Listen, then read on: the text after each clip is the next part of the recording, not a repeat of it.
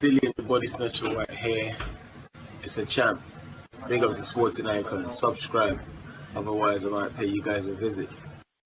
Now, if you're a big fan of Tyson Fury but always hating on Anthony Joshua or Dillian Whyte, if you're a huge fan of Anthony Joshua but always hating on Dillian Whyte and Tyson Fury, if you're a huge fan of Dillian Whyte and always hating on Anthony Joshua and Tyson Fury, don't ever call yourself a British boxing fan, because you're not. You're a fan of that one particular fighter. Now, for me, I support all three of them, and many of you guys listening to this video do also. But the thing is, it's like anything with a fan base can turn off other people on a certain fighter.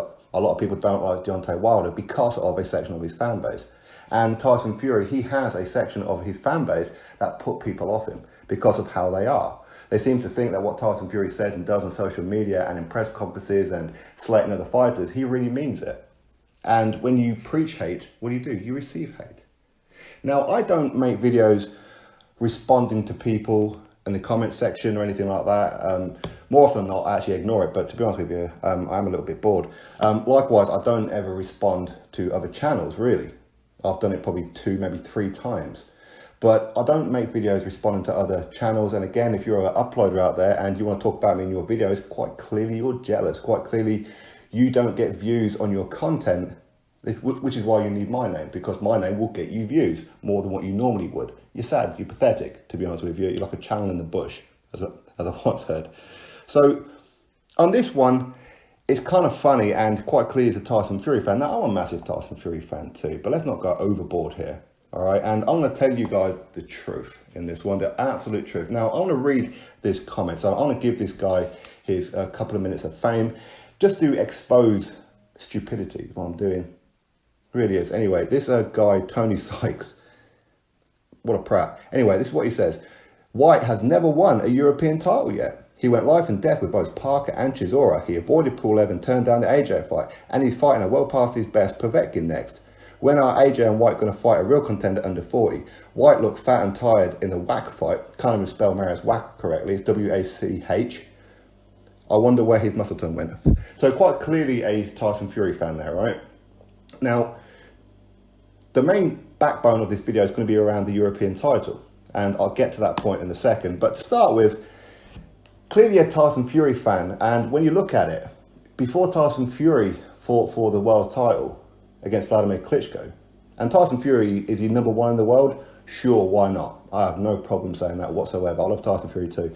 But who did he fight before he became world champion, before he fought Vladimir Klitschko? You could say his best wins were Derek Chisora, twice. Maybe a Christian Hammer, maybe, potentially, probably not, but Derek Chisora. Dillian Whyte has also fought Derek Chisora twice, same way that Tyson Fury has. Now, he says about how Dillian Whyte went life and death with Parker and Chisora. Okay, so Tyson Fury never went life and death and arguably lost to John McDermott, no? The first time round. That didn't happen, no? Or has that just escaped your memory, or are you a new Tyson Fury fan? Tyson Fury didn't go life and death and was lucky for the fight not to be stopped against Otto Wallin. Oh, we're not talking about that bit, no? Okay.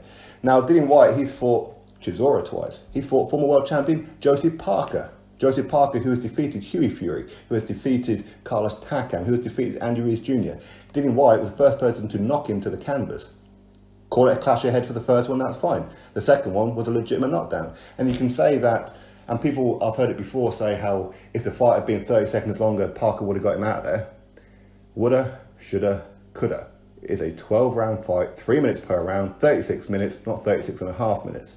Okay? Is what it is. All right? And Dillian Whyte, he turned up with a broken rib and a broken hand in that fight as well, by the way. So when you want to talk about it, we can move into the AJ and Dillian Whyte only fight over 40-year-olds. Oh, okay, so Tyson Fury's never fought a 40-year-old, no? He wasn't about to take on Alexander Ustinov, no? Of course, he pulled out of that fight because his uncle Hughie died. Fully understanded why he pulled out of that fight right after the weigh-in. But he was about to take on Ustinov at that point. And he's taken on a couple of older guys as well. Anthony Joshua. In fact, the only 40-year-old or over 40-year-old that he's fought is Vladimir Klitschko. Sorry, is that not a good win, no? That one? Okay. Dillian Whyte. Actually, his first 40-year-old will be Alexander Povetkin. Alexander Povetkin currently ranked in the top 10 of the Ring magazine. And I think he's number 5 or number 6 in the WBC as well. But that's a bad fight, right? That's a bad fight. All these fights that Dillian Whyte's had before he's even got a world title fight. Tyson Fury didn't do anywhere even close to Dillian Whyte before he got a world title fight. In fact, Tyson Fury's resume only looks really good because he's got Vladimir Klitschko and Deontay Wilder on his resume. Which is fantastic, by the way, and I'm very proud of him. But don't throw stones if you're living in a glass house. Simple as that. Anthony Joshua, the only 40-year-old that he fought was Vladimir Klitschko. You want to say Povetkin? Well, he wasn't 40 yet at that point. He may have fought him when he was 39 or 38, fine, but he wasn't 40. Marius Wack, when Dillian Whyte fought him, he was 39, not 40. Let's be specific here. He wasn't 40, he was 39. 1 week later, he turned 40. Okay. But the thing is that was Dominic Brazil, was he 40? No. Was Charles Martin, was he 40? No. Was Dillian Whyte 40 when Anthony Joshua fought him? No. Was Carlos Takam 40? No. Was Joseph Parker 40? No. Was Oscar Rivas 40? No.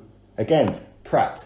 Absolute Pratt. Now, let's move into the European title. Now, I'm not even going to go on about his muscle tone thing again. Marius Wack, yes, of course, Dillian Whyte, he wasn't in the best of conditions. Why? Because he weren't bloody well training. Do you know why he wasn't training? Because he was being thrown under the bus. That's why, with this whole UCAD situation. That's why. He didn't know if he could be losing his license, even though he'd done nothing wrong, and it's proven he'd done nothing wrong. So he didn't even train. So, of course, what would you do in that situation? Again, you're a prat. Now, as far as Dillian Whyte never fought for the European title, okay. He's never fought for the European title. Okay, so that means he shouldn't fight for a world title, yeah? Is that what you're saying? Because Dillian Whyte has never won a European title, he shouldn't fight for a world title. Now, I wonder, if Tyson Fury had never won the European title, would he be saying that? Probably not. But let's be real, Tyson Fury, he's never even won an area title. He's never won an area title. So that means he shouldn't have fought for the English title. He shouldn't have fought for the British title, or the Commonwealth, or the European, let alone the world, because he didn't even get the area title. Hey, let's hold everybody to the same standard, shall we? Again, European titles. Do you really need it? Not really. The European title, for me, is a belt where it's good for up-and-comers. And anybody who fights for the world title, that's telling me you're not ready for a world title. Because the European title, it's not needed. People don't look at the European title and go, ooh, that's good. Is Daniel Dubois versus Joe Joyce, is that fight any better because the main belt on the line is the European title? No, of course it's not. Don't get me wrong, I think if you're coming through, sure, fight for the European title. But for me, if you've had between 20 and 25 fights, you shouldn't even be looking at the European title unless you've already had a world title shot and maybe come up short and you're rebuilding a bit. Or you're inactive, for example, like Callum Johnson. He's going to be fighting for the European title, and that's cool because he had a world title fight. Because he's been inactive, he's rebuilding. That's fine. But ordinarily, you shouldn't even be fighting for the European title. You don't need the European title. I'll tell you why. Vasyl Lomachenko, he never won the European title. In fact, I'm pretty sure Alexander Usyk never won the European title. And yes, if you're Ukrainian, you can fight for the European title. Both the Klitschko brothers won it. Carl Froch, did he ever win the European title? I don't think he did he?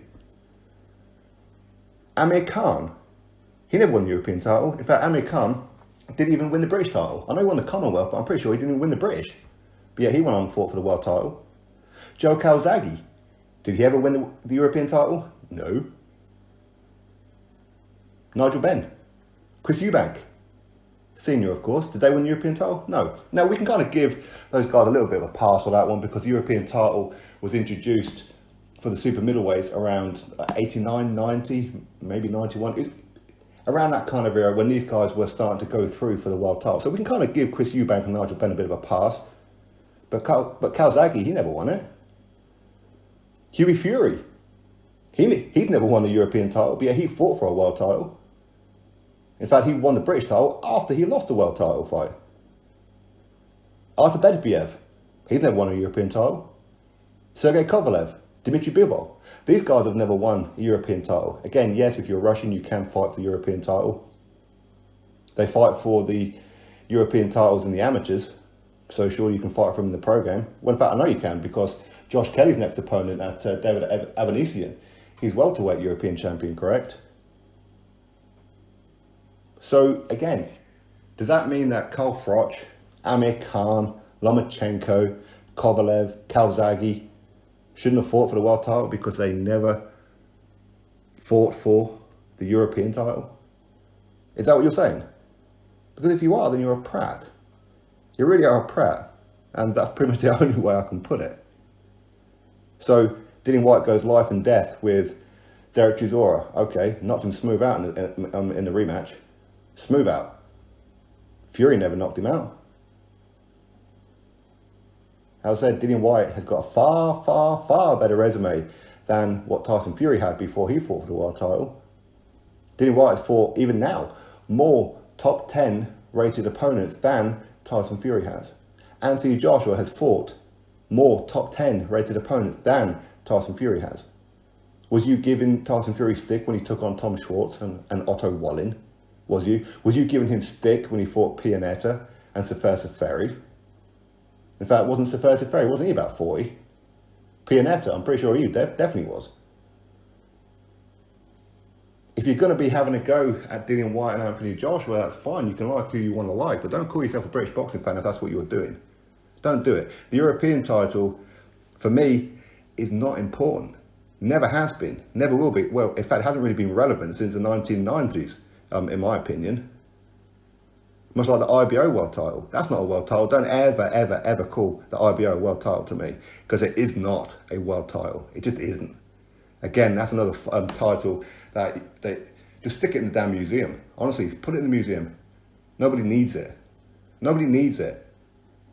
If it was important, then the IBO would be making Joshua or Triple G fight mandatories, but they don't. Why? Because they're not on a proper world title. That's why. They're not. If it was, then you would need it to become undisputed. You don't need the IBO to become undisputed. Again, IBO. I mean, anybody who's an IBO international champion, behave yourself. IBO European champion. WBO European champion. They're not legitimate European titles. They're not legitimate anything. They're just trinkets on the way. And there's nothing wrong with that if you're a prospect coming through. But with Dillian Whyte, he's looking to become world champion, not European champion. Ajit Kabiel. Come on now. Nobody's ever heard of Ajit Kabiel until he fought Derek Chisora, who went over to Monte Carlo without Don Charles. What's he done? Vacate the belt so Joe Joyce can go fight for it against Daniel Dubois. European title is nothing nowadays. Dillian Whyte does not need a European title. Let's also not forget, while he has a British passport, he's also Jamaican, so he doesn't need the European. He can fight for the Commonwealth, sure. But again, Commonwealth, I mean, for me, I will put the Commonwealth and the British above the European. That's my honest opinion on it. You don't need the European title. Audley Harrison won the European title. Fat lot of good that done him. Derek Chisora won the European title. Fat lot of good that done him. David Price fought for the European title. Come up short against Open Tepper, but still. You don't need the European title. You don't need it. So again, stop it. Just stop it. You're a Fury fan, cool. Just get back in your box. Because that's exactly where you need to stay. In your box, be quiet. Dillian Whyte has done far more than what Tyson Fury done before he got his world title shot. Far more. So don't sit there and say Dillian Whyte needs a European title. No, he doesn't. Nobody needs a European title. Nobody. Drop your thoughts below. Click thumbs up, subscribe. Catch you all in the next video.